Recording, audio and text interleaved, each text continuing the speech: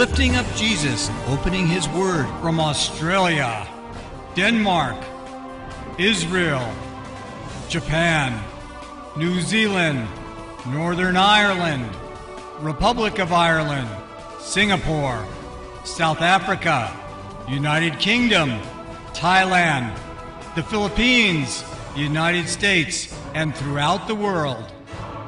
You're watching Moriel TV. Hi, this is Tim from Moriel TV and Moriel Radio, here with Jacob Prasch. Jacob, one of the believers asked the question, who or what are the two sticks in Ezekiel 37? Many people have concocted all kinds of strange interpretations of this passage, most notably the Mormon cult, whose interpretation is completely ridiculous and extraneous to any meaning found in the text itself or in the context of Ezekiel's book. Cult groups have toyed with this.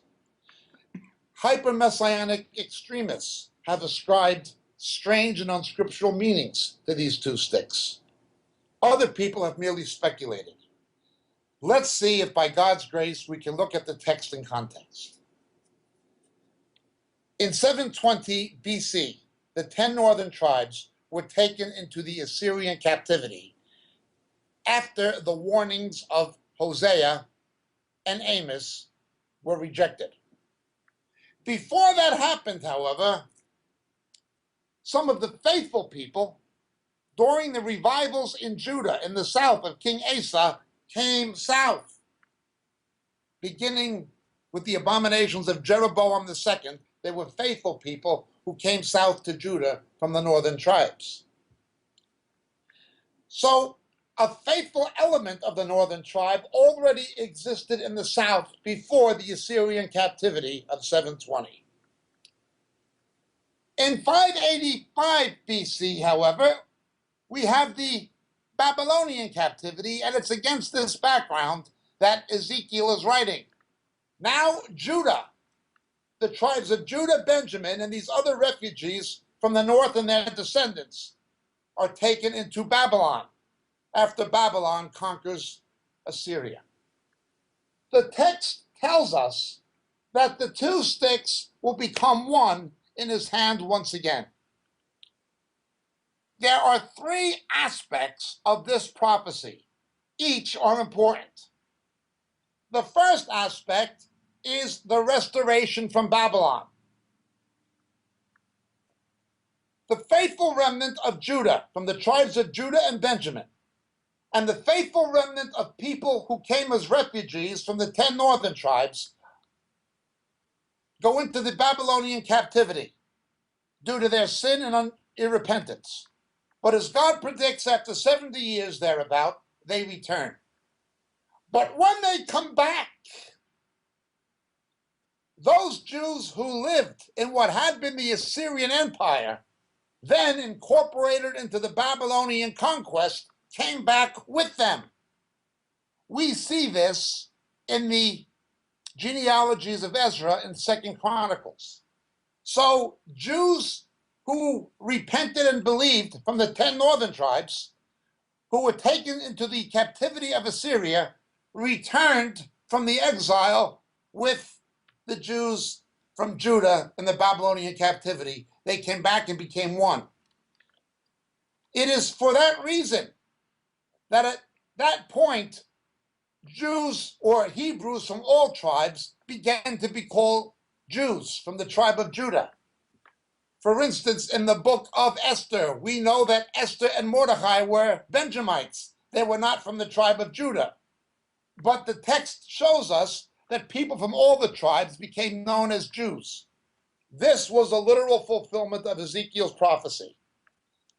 The faithful people of the northern tribes and those who repented while they were in the Assyrian diaspora, who were taken into the Babylonian conquest, came back with the tribes of Judah and Benjamin in the restoration in the days of Nehemiah, Ezra, Haggai, and so forth, and Zechariah.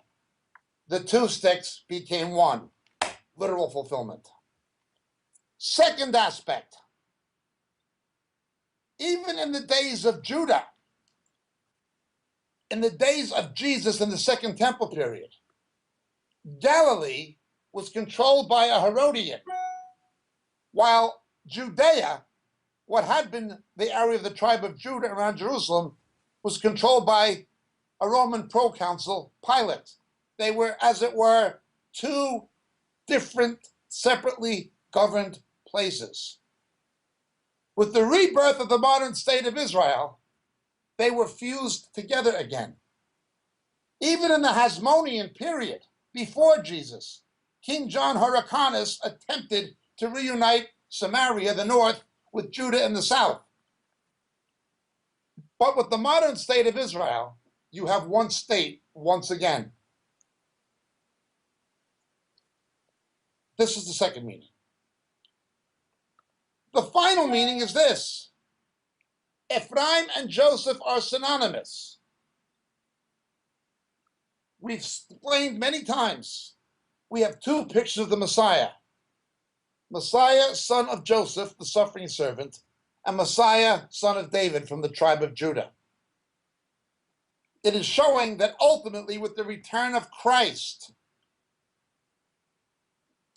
the Jews as an ethnic nation will recognize his messiahship in unity.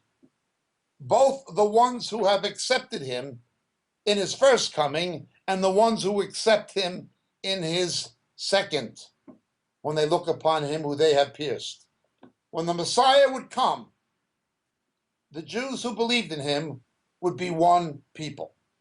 Those are the three meanings of this prophecy. All of them are valid. All of them are important. I would caution people to beware of the fanciful inventions of Mormonism and of British Israelism and of certain cultic groups who ascribe all kinds of other meanings extraneous to the text.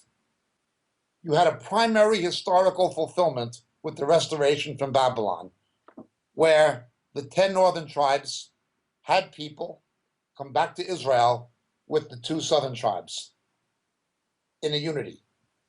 You also have the national rebirth of Israel, not as 2 nations, but as one.